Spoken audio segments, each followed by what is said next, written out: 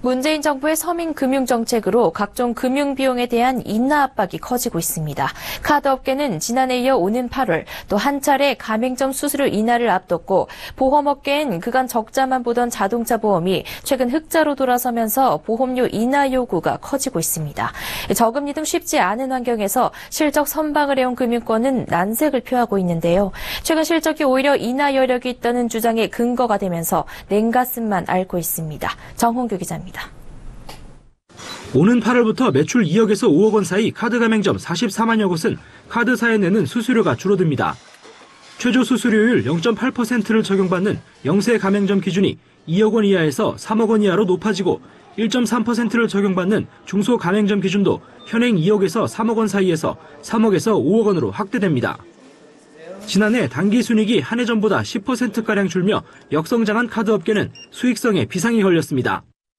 카드업계는 연간 수수료 수익이 4천억 원 감소할 것이라며 난색을 표해왔지만 이러한 주장은 힘을 받지 못하는 상황입니다. 지난 2015년 말에도 수수료 인하를 앞두고 업계는 6,700억 원의 수수료 수입 감소를 예상한 바 있습니다. 그러나 실제 수수료가 인하된 지난해 카드 사용량이 12% 늘어나면서 수수료 수익은 3,156억 원 늘었습니다.